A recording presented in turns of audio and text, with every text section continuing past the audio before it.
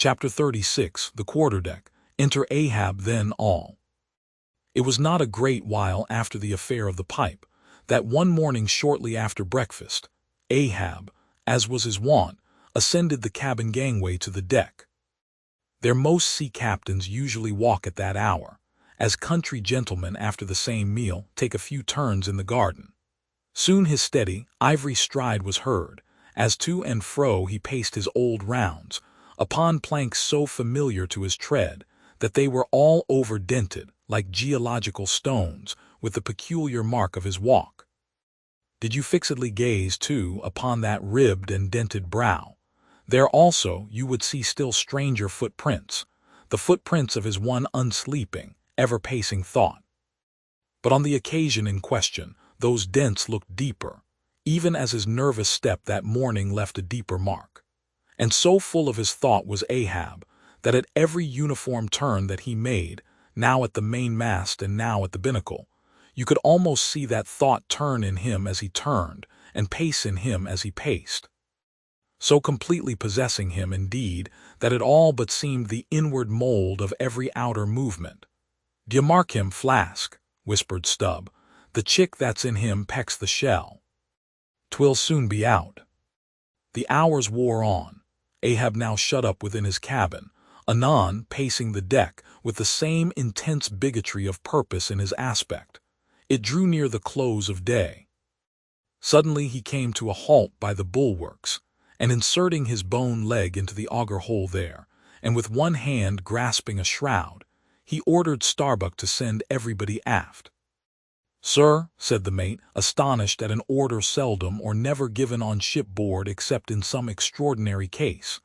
"Send everybody aft," repeated Ahab. "Mastheads there. Come down."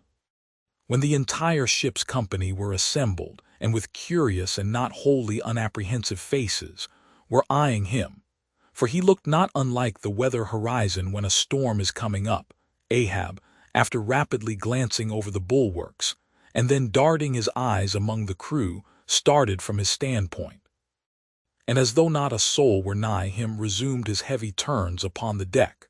With bent head and half-slouched hat he continued to pace, unmindful of the wondering whispering among the men, till Stubb cautiously whispered to Flask that Ahab must have summoned them there for the purpose of witnessing a pedestrian feat. But this did not last long. Vehemently pausing, he cried, "What do ye do when ye see a whale, men?" "Sing out for him," was the impulsive rejoinder from a score of clubbed voices. "Good," cried Ahab, with a wild approval in his tones, observing the hearty animation into which his unexpected question had so magnetically thrown them. "And what do ye next, men?" "Lower away and after him."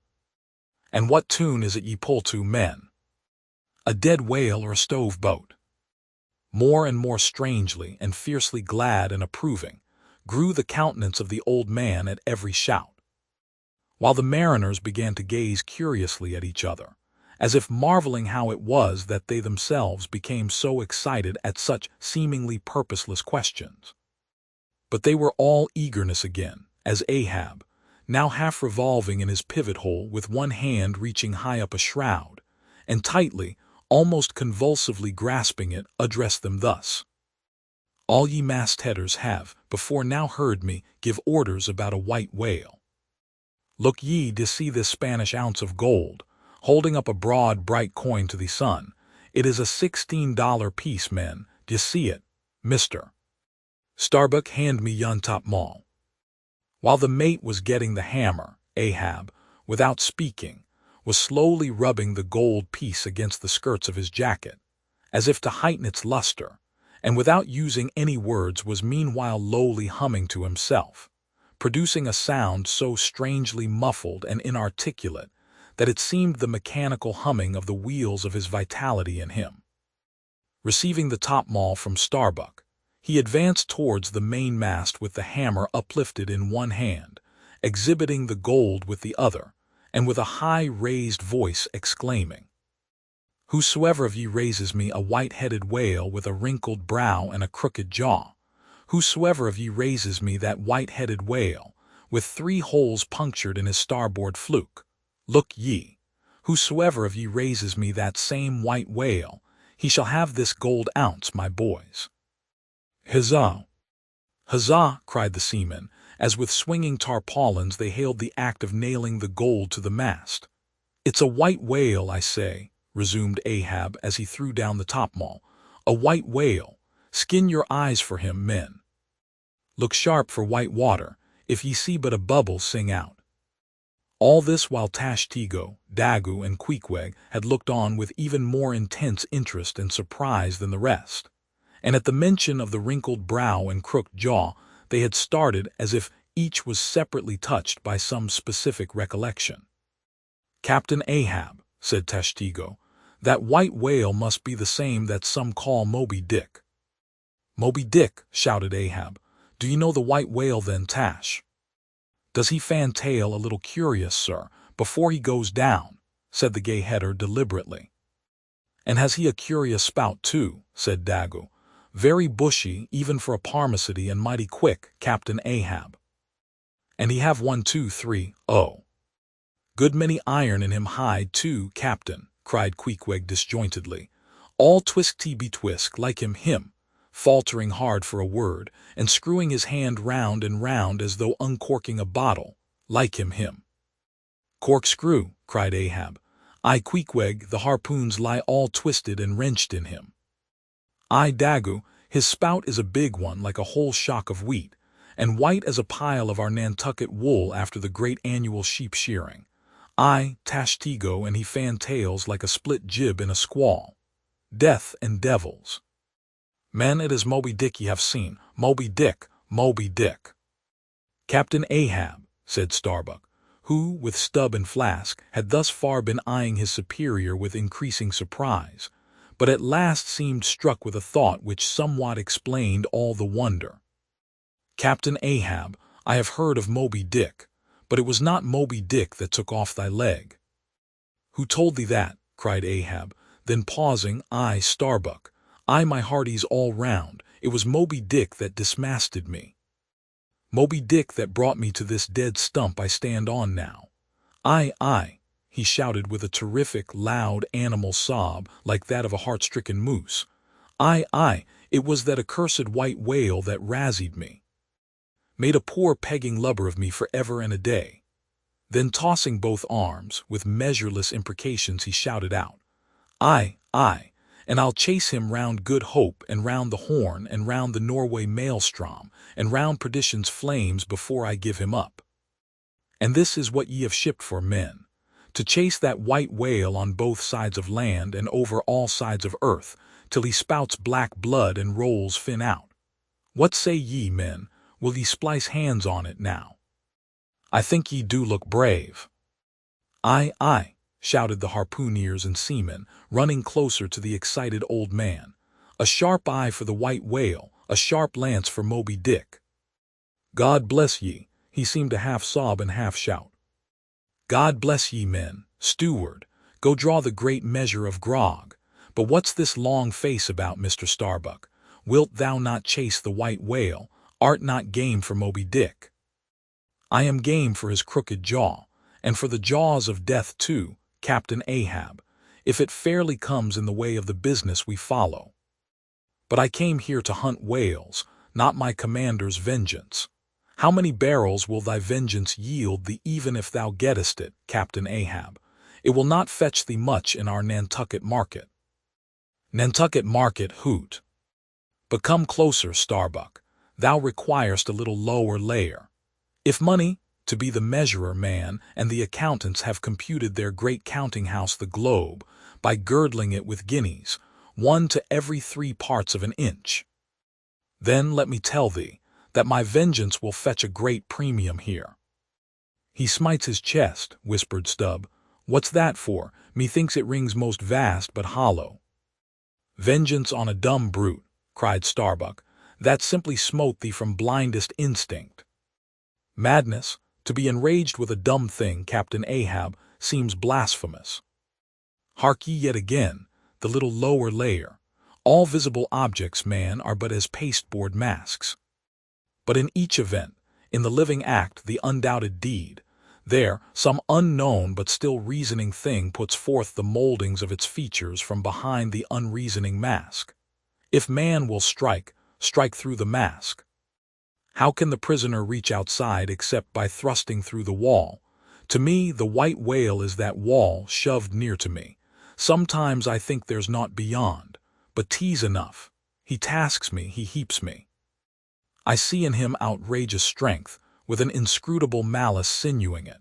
That inscrutable thing is chiefly what I hate, and be the white whale agent or be the white whale principal, I will wreak that hate upon him. Talk not to me of blasphemy, man. I'd strike the sun if it insulted me.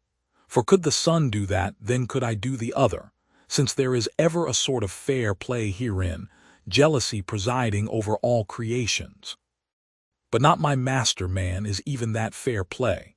Who's over me? Truth hath no confines, take off thine eye. More intolerable than fiends' glarings is a doltish stare. So, thou readinest and palest. My heat has melted thee to anger glow, but look ye, Starbuck, what is said in heat, that thing unsays itself. There are men from whom warm words are small in dignity. I meant not to incense thee. Let it go. Look. See yonder Turkish cheeks of spotted tawn, living, breathing pictures painted by the sun. The pagan leopards, the unrecking and unworshipping things that live, and seek, and give no reasons for the torrid life they feel. The crew, man, the crew. Are they not one and all with Ahab in this matter of the whale? See Stubb, he laughs. See yonder Chilean, he snorts to think of it. Stand up amid the general hurricane, thy one-tossed sapling cannot, Starbuck. And what is it? Reckon it. 'Tis but to help strike a fin, no wondrous feat for Starbuck. What is it more? From this one poor hunt, then, the best lance out of all Nantucket, surely he will not hang back when every foremast hand has clutched a whetstone.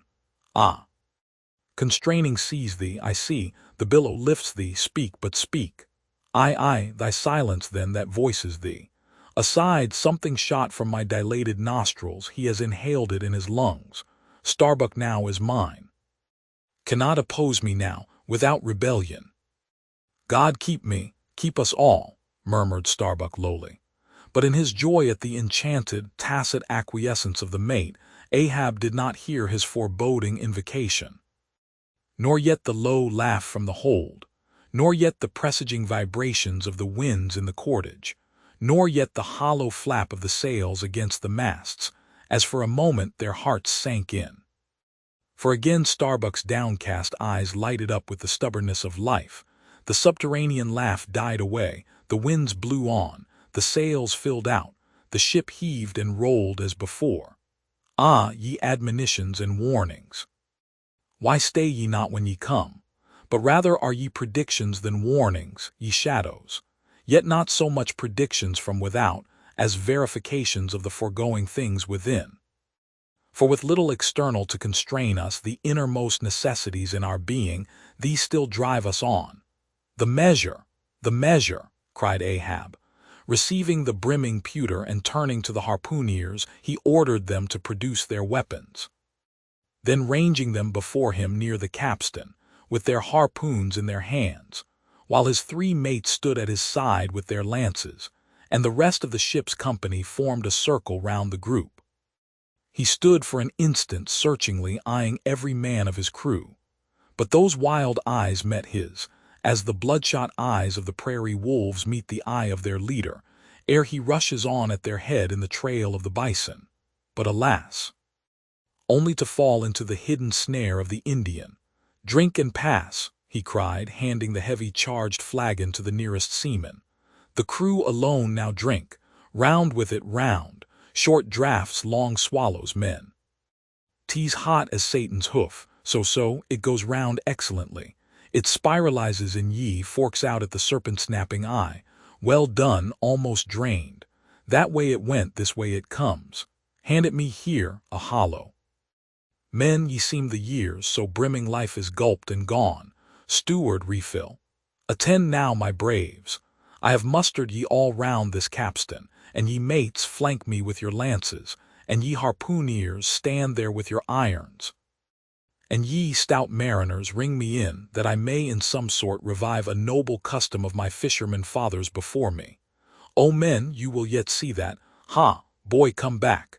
Bad pennies come not sooner. Hand it me. Why now this pewter had run brimming again, wert not thou sent Vitus imp away, thou ague. Advance, ye mates, cross your lances full before me. Well done, let me touch the axis. So saying, with extended arm he grasped the three level, radiating lances at their cross center. While so doing, suddenly and nervously twitched them, meanwhile glancing intently from Starbuck to Stubb, from Stubb to Flask. It seemed as though, by some nameless interior volition, he would fain have shocked into them the same fiery emotion accumulated within the Leyden jar of his own magnetic life. The three mates quailed before his strong, sustained, and mystic aspect. Stubb and Flask looked sideways from him. The honest eye of Starbuck fell downright. "In vain," cried Ahab, "but maybe 'tis well. For did ye three but once take the full-forced shock, then mine own electric thing that had perhaps expired from out me, perchance too it would have dropped ye dead. Perchance ye need it not. Down lances. And now, ye mates, I do appoint ye three cupbearers to my three pagan kinsmen there, yon three most honorable gentlemen and noblemen, my valiant harpooneers. Disdain the task.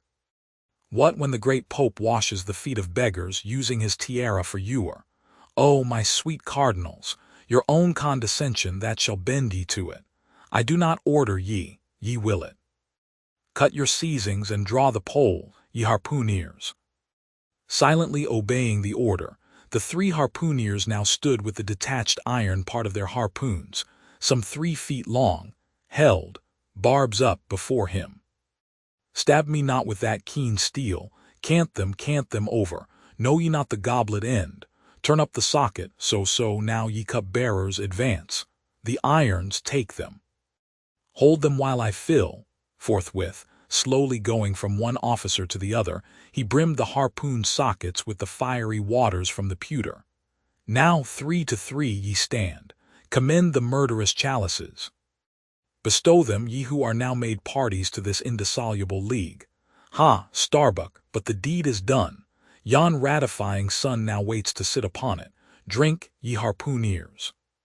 Drink and swear, ye men that man the deathful whaleboat's bow, death to Moby Dick. God hunt us all if we do not hunt Moby Dick to his death."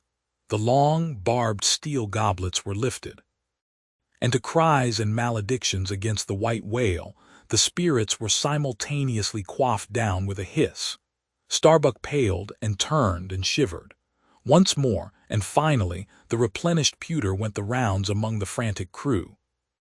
When, waving his free hand to them, they all dispersed, and Ahab retired within his cabin.